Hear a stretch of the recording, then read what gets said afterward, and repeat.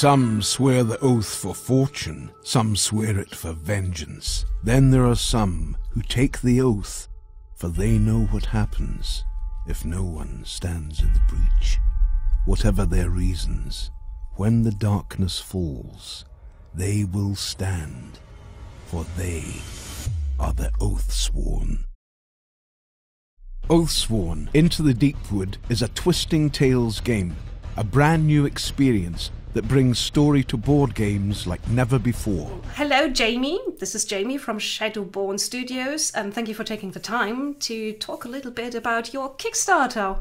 Congratulations, it's going very well right now. What's the basic idea behind the game? What can we expect when we get the box and open it?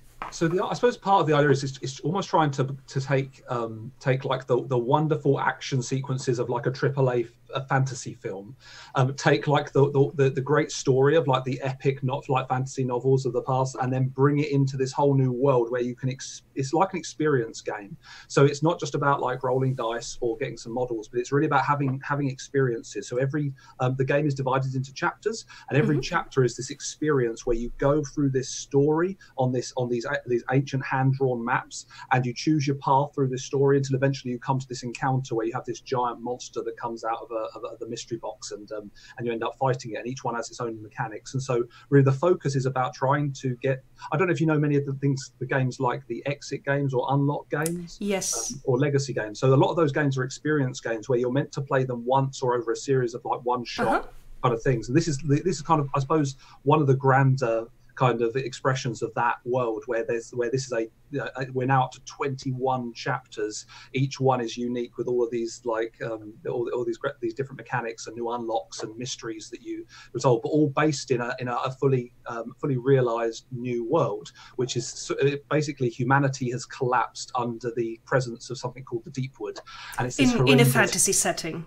That's right. So it's post-apocalyptic fantasy.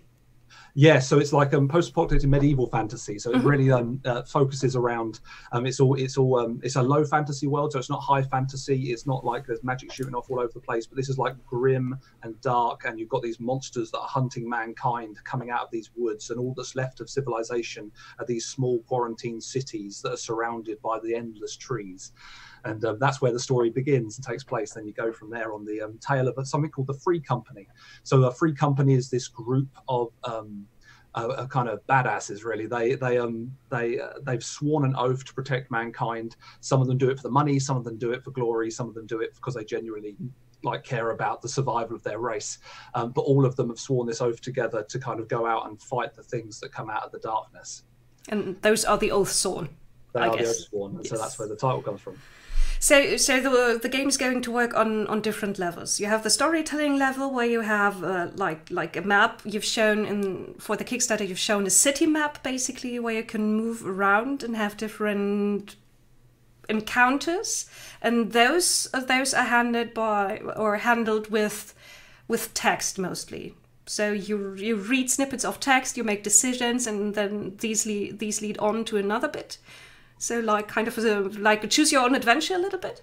Yeah, very very much like it's got a I suppose it's like a board gamer's version of a choose your own adventure game, because it's grounded in a new mechanic we call the Twisting Tales game. So you're right, the game has two halves. So you have the story half first, which plays out in about half an hour to 45 minutes. And then you have the encounter, which is involving the big monster on the actual encounter map.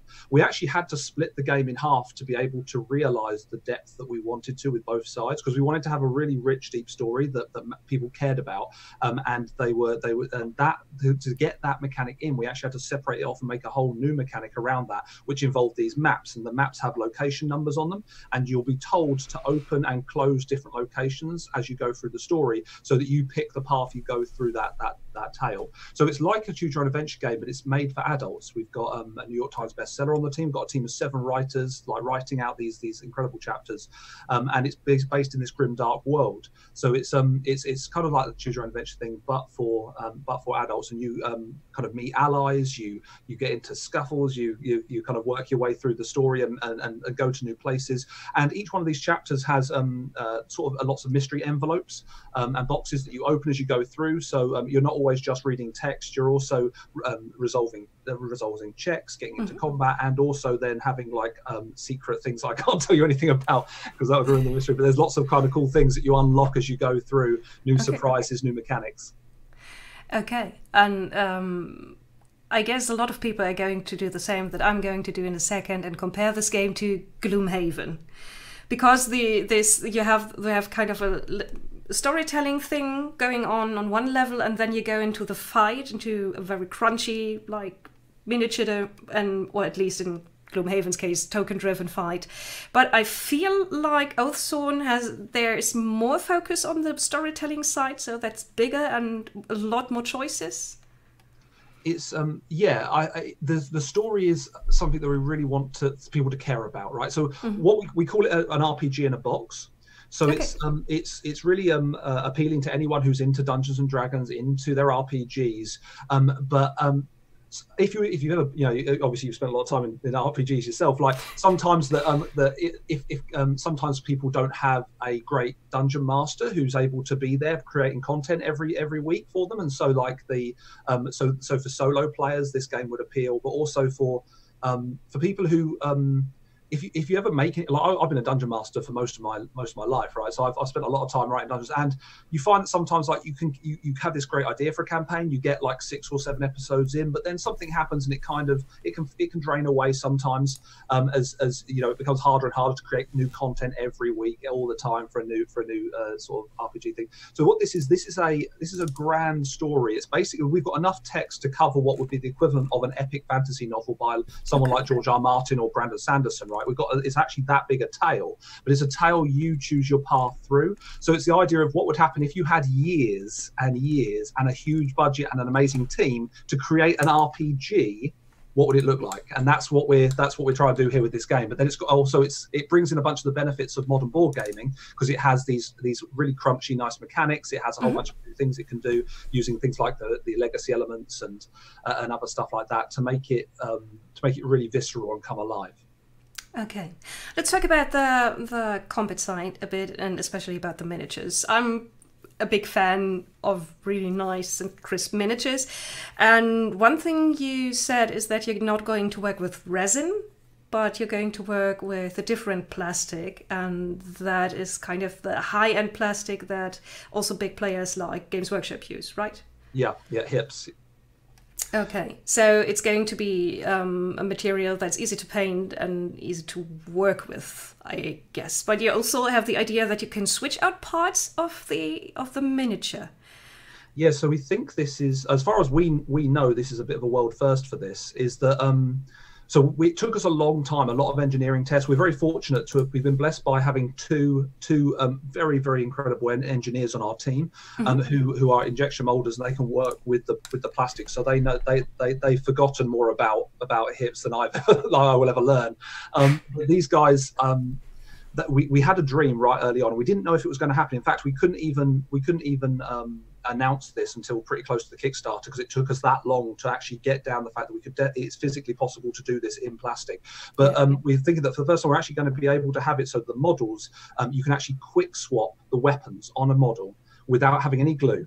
There's no sprues, there's no glue. It's you literally pop the arm off and put the new arm on that represents your giant axe or your bow or your sword on the model as you play.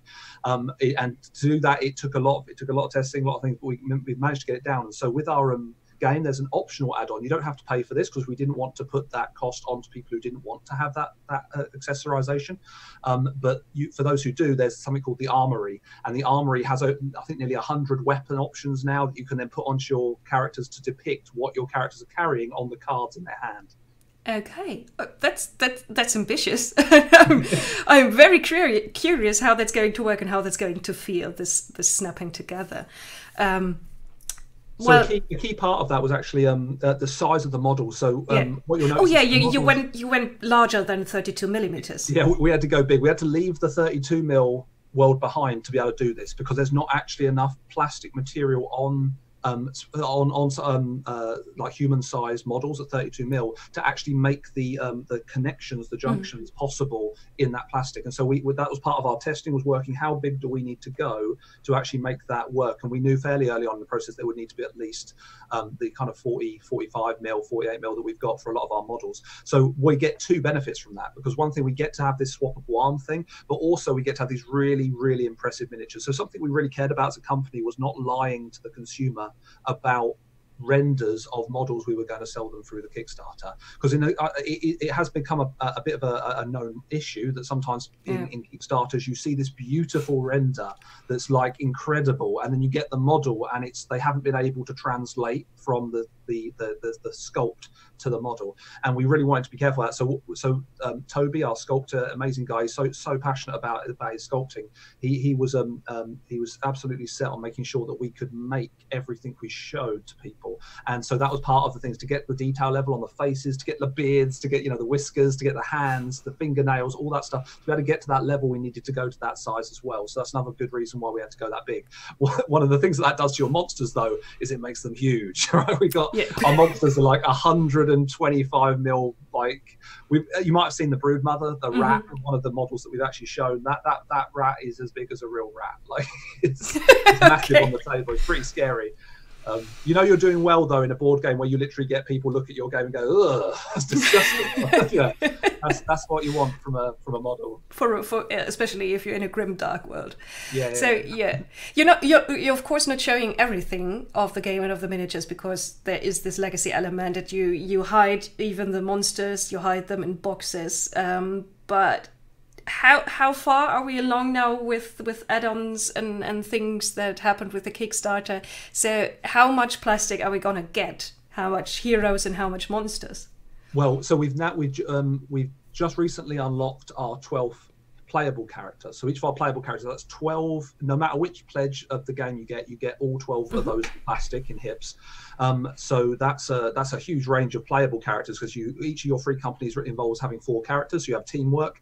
The reason we go to teamwork rather than just having a single model that you fight the monsters with is you can do loads of cool stuff in games design with a team. Because when you have a team, you can do stuff like you can have them all protecting each other, have mechanics that involve certain people like helping other people out at different times and positioning and all that kind of stuff. So there's loads of great space in design when you have a team of people working together. So your team of 4 Oathsworn, now you've got 12 characters to choose from, but you only take 4 of those onto the field at any one time. And so then when you get to the actual monster side of things, I think we're now up to I think is it 6 or 7 125 mil giant monsters, and then we've got over 50 models now of the kind of like human size or bigger, but not 125 mil ones. I think we're touching on close to 80 or 90 models now. You'll have to forgive me. It's because of the stretch goals. They keep on looking new things. I can't remember which is. One of the nice things is that actually, because we've changed to a daily unlock system now, so we're actually unlocking a new thing every day. That people will get the entirety of the dream. So the whole dream is open now. There is no part of what we wanted to make in the game that isn't going to be in the box at the end of it because of the daily unlocks. Okay, very nice. Let's talk about combat itself, because you say you can kind of pick and choose whether you want to play this game with cards or if you want to play this game with dice. So how is this going to work? Is kind of the card system just interchangeable and you basically draw the numbers that you would roll with the dice, or are those really different systems? Yeah, so I mean, with the card and dice system, the cards, so it's entirely interchangeable at any point, even to the fact that you could actually, in a single combat resolution, roll a number of dice and draw some cards at the same time to create the entire resolution. So it's that interchangeable. The real heart behind it is that there's there's a couple of benefits to it, but there's also two philosophies. We did some early polls about kind of which way people would lean. Would they roll dice if they had the choice, or would they draw cards? And really, it was pretty close. It was pretty down like 50-50 from that. And we didn't want to divide the community by saying to you have to resolve it in this way, especially when our combat system is designed in such a way as it would accommodate a very simple solution to that, where you can actually just have both in place. So we've got all the dice that you can roll. The actual game is a push your luck system. So one of the big things about the combat is that you don't get told how many dice you roll when you attack something. Just like in real combat, when you're fighting somebody, you get to choose how hard you want to swing that hammer, right? If you want to go all guns blazing with all your might, you swing, and you know, maybe you will fall on your butt after that. You know, if you swing too hard and you miss, you know, sort of thinking. You know, things can go pretty bad. But but you could also do a very quick small tap that gives you a little bit of damage, but doesn't do like these crazy things. And you choose how much you roll. So that's how the combat system works. Is you're pushing your luck, but you can push your luck using these dice and cards. Now, the thing about a dice is a dice doesn't care about you. It doesn't give a damn. Right? it will crit until the cows come home. It will miss whenever it wants. It doesn't remember anything about what happened to you before. Whereas a card system is actually much more just. It does remember you. When you take a miss out the deck, the miss is gone. You're more likely to hit the next time. If you take the crits out, you're more likely to get a lower number next time. So it kind of balances out over time. And that gives you some advantages. One of the advantages there is also for the monster damage, because one of the things that I think when it comes to resolution, players may prefer dice or cards one way or another, but generally speaking, the monster, you're going to get a much more consistent combat with the monster if the monster's drawing cards, because the card draw will mean that the monster will there's only so much damage it can put out and so little damage it'll put out. So you actually have a much more interesting fight, because really what's enjoyable about a fight is not battering something to death in the corner while it rolls no damage against you. It's about the presence of threat and you feeling like, oh my goodness, if I don't do something, I'm going to die. And it's that moment when you actually you roll that dice or you pull that card out and you do that thing and you're like, I survived. My goodness, I can't believe that. Like, that's the moment where memories are made. It's that trying to capture experiences, and having the fight be quite consistent with the cards. So we suggest people using the cards resolution for monsters for that, because it allows you to sort of to capture that threat and keep it high throughout the game. Cards for monsters. Monsters use cards. Yeah, if you want to. You can roll it if you want to. You can roll it. I'm going to keep that in mind. Okay. You mentioned that you have several writers who produce the text, the choose your own adventure part, and you also mentioned that they were kind of known for grimdark writing. Can you drop any names? Yeah, Aaron Dembski Bowden is our New York Times bestseller that we talk about if you read that on the page. So he's actually he's a very well-known author from Games Workshop. So he works on a lot of Warhammer 40,000 stuff. He's been well known for his Horus Heresy writings and things. So he's an excellent writer. Then we've also got Mike Fletcher is working on chapter or two. He's working on some stuff, and we've got some other.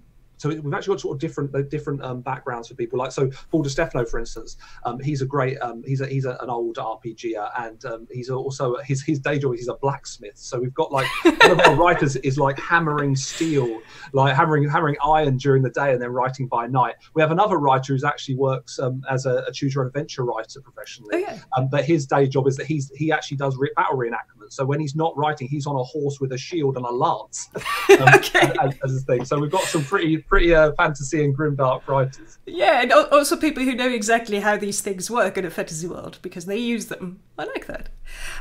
You've mentioned RPGs and background in RPGs several times. So, do you have a personal background in RPGs? Are you a player yourself? Yes, yeah, no, I've written several of my own RPGs back in the day, and I've been a dungeon master for most of my adult life.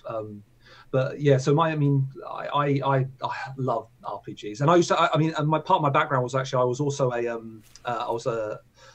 did games design for charities, and I did games design for some big youth organisations and things. And so part of that was I used to set up a lot of wide games and things. So we used to have like this is what back from one of my games. We used to do this medieval battle reenactment, and we'd have all the kids out there with foam swords and stuff, and we'd have them like having these big combats and things out in these parks. And yeah, so I love setting up grand stories and fantasy stuff, RPGs, things like that.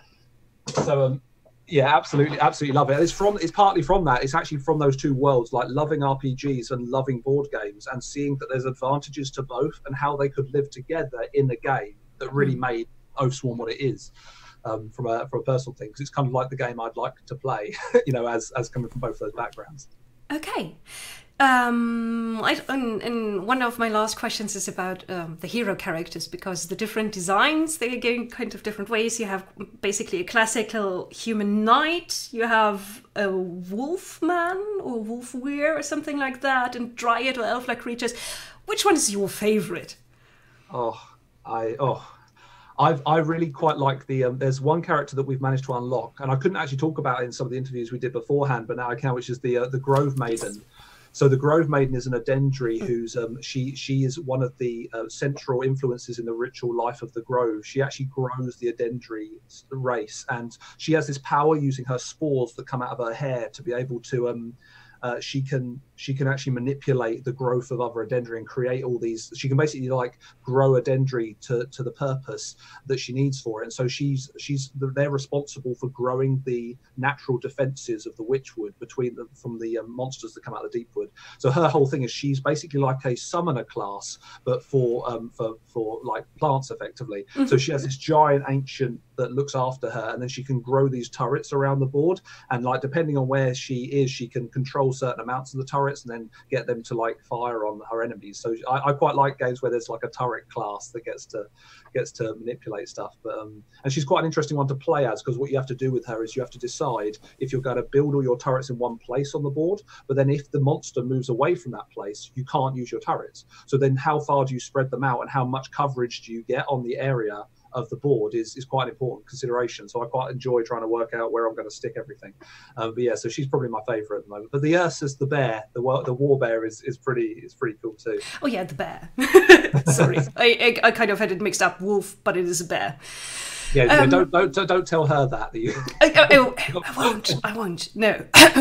Yeah. So the question whether how different the classes are going to play, the answer is going to be very probably.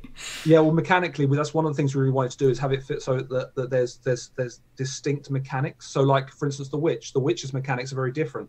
She actually has to create fire and water pools around the around the map and uses them to make her fire, because it's a low fantasy world, so you can't just pull fire out of thin air. You have to actually have the element available to use it. So she actually spreads these different elements around the board, and that's how she manages her own power level. She's incredibly powerful, but she has to be able to like nourish this fire and spread it till it's a raging fire, and she dumps the whole thing on an enemy. So there's lots of different ways of playing the game, lots of different character mechanics to play. Okay, you've mentioned that this is fully cooperative, so you play with up to 4 characters against the game. Is it also possible to just play alone if you don't have a group?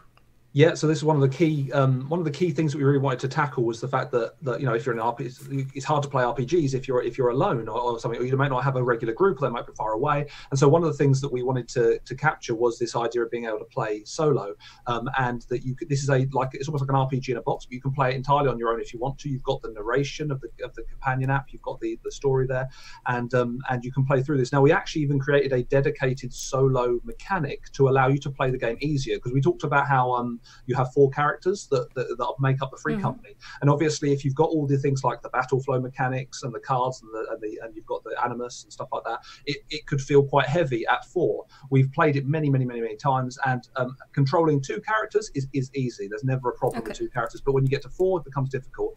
And so we've made a companion system, which just basically makes each character turn into 2 poker cards with special abilities and some stats, and then that allows you to play as many of those characters as you want in this companions system of 2 cards, rather than playing the full character. They're just as powerful. You don't lose any ability, you don't lose any efficacy, but they are simpler, and so the game runs a bit quicker, and you can do it like that. So that, yes, there's a solo is real like heart and center, one of the things we wanted to do. Okay. And you just mentioned also the companion app, where you also are going to have narration of parts of the adventure bits. And I think you've unlocked German translation. How far is this going to go into the app, or is this just going to be a printed version? Yeah, so the way that we wanted to do this is we wanted to add no cost to anybody to get a translation version. And obviously, with this game being probably one of the biggest games ever made, like to have a 1,500 cards printed, or sorry, 1,100 plus cards printed would be extraordinarily expensive to do the language translation. So what we've done is we've actually created a way of making it so it doesn't cost anything, because we have this companion app. The companion app will allow us to basically have the whole story translated into German, and then the whole rule book translated into German. And also we're going to be able to translate all of the cards, all the ability cards and counter cards and stuff. We're going to be able to translate those and actually have them in the app. And the app is quite nice because it'll work on phones and tablets.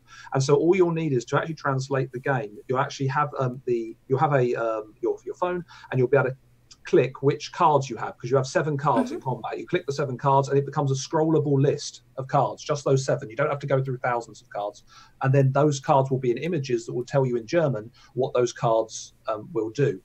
Now, the actual way the game works is after you've read those a couple of times, you won't actually need to look at the cards anymore, because the game is actually there's not huge amounts of depth to every card. That means you would need to keep looking at it over and over again. But with that app, you'll be able to check your encounter cards and your ability cards real simply through a phone and the app. And that way we could give it to everyone for free who's backing from Germany, if you want to do that. So it will hopefully take the edge off the translation and really help with the story.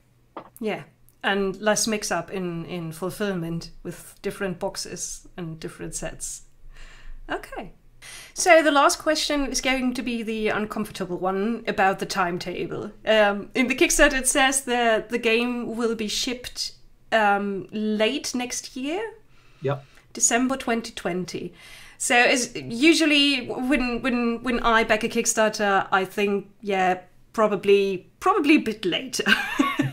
So can you give me kind of an estimate how a percentage of how sure you are going to meet that goal? I'd say 90% plus. Oh. It's difficult to. I mean, we've been working on this for 3 years beforehand. We didn't want to bring a game that wasn't developed to the. I mean, and you can see that from the if you look at the prototypes and look at the from the artwork, and yeah, you can see a lot of it's there. So I'm and not only that, but also kind of the speed of the final phases of development. If there's danger about it, there is possible that with the funding level that we've managed to get to, that we could actually speed that process up. With the it's about recruitment as well. If you find the right people to go into things to actually speed it up. But yeah, no, it's I mean we wanted to also, if you'll notice, it's late next year, but we gave ourselves a couple of extra months to try, and so we don't want to lie to the community, and we want to in all of our focus, all of our effort across the entire team is just on this one game. So we actually did a bunch of things to try and make sure that was true. So for instance, we didn't release any expansions in this game during this campaign. The reason was we didn't want to split focus of the team to making an expansion whilst the game was still being developed or anything. So everything that we have is pouring into making this one game as good as it can possibly be and getting it out to people. Yeah. So that's kind of, I mean, I think as much as we've been able to plan for things, we have. The only thing I can think of happening is there are situations where tragedies and things can cause slowdowns, and that may be true, but that's true of any company anywhere. It's because a company ultimately is not like a faceless thing. We're just a bunch of people. And ultimately, if there's if something terrible happened to somebody, those things realistically can cause impact, because the only other option to not having that impact the timeline would be to throw those people under the bus. It would be to get them out of the team and get someone new in or something like that. And we want to show the same respect for our team as we would for the backers. So we wouldn't want to just throw members of the team under the bus because something bad is happening to them, or something else is happening. So there's that consideration there. But apart from that, I said I'd say we're 90% plus on this. We've spent a lot of time trying to get ready for the Kickstarter. Yeah, I can see that. It is very, very polished and very enticing. Okay. Thank you. Yeah, one last thing we should mention in the interview is that it's going to be Kickstarter exclusive, apart from things like production-wise, that you're going to produce more sets than probably are going to be backed, just simply to reach the numbers. But if you're not part of the Kickstarter or lucky and get then later some of the kind of extra kits, this is not going to be in stores. Yeah, so that's part of the reality of it, is that the game is, so we believe this is the biggest game ever made, the biggest single game ever created. Like, there's, in terms of content wise, there isn't, I don't think there's anything bigger. This is, and we can say categorically it's larger than KDM, it's larger than Gloomhaven. It's like it's a bigger game because of the scale of the miniatures, and because of the just the depth of the story has kind of done that to it. So it's so the reality is that game in its kind of like desired form can't reach the stores. We can't get it there. There is a potential for a slightly for a standee version of the game that may come in future. But the reality is that this, like, and we don't want to create FOMO. We don't want to scare people into trying to buy the game. But the reality is that it will be in Kickstarter only, and then there'll be a pledge manager that you'll be able to get it in. But yeah, this is kind of a shot of this game, and we're so thankful to the community and to all your community. Like, they've just been so good, like backing the game and making it a reality, because this is a hell of a dream. It come true. It's going to be amazing. Yeah, after working 3 years on this, it would be probably very devastating if this didn't work out. So I'm happy for you that it's working out very well. Everyone who's now hooked and interested, go over Kickstarter. It's still running. And yeah, thank you for taking the time and letting me ask my questions and note a bit about miniatures. Yeah, I'm looking forward to this. Thank you so much. Yeah, and one last thing, I think the standee version that could come later, anything that would probably solve a few wounds of people who might be missing out or who can't kind of pitch in right at the moment. So yeah, good idea. Okay. Thank you so much. Hey, well, thank you very much. Yes, I really appreciate you coming to talk to us, and just want to say thank you to, if anybody's, anyone who's backed the game, thank you so much for it. Like, I wish I could go around and shake everyone's hand personally. But there's so many people now to shake hands with. But thank you so much for your trust in this. Like, it really is making a dream come true. There's a huge team of people who've been longing to make this world a reality, and we want to support Oathsworn and that world into the future. So yeah, just come and join us if you haven't joined us yet. Join us on there's a Facebook community group. There's also come and talk to us in the comments and stuff. We're always there, and on BGG. There's places to see. Just come and hang out with us, because that's really, like, part of this is we really want to build a community around this world and gather the Oathsworn, to defend against the stuff that's coming out of this forest, the Deepwood. Okay. You are the devil, and I know that when you're here, I've got to show that I'm the nicest, the neatest, the most lovely girl. 'Cause ooh, I'm in love, and baby, you know,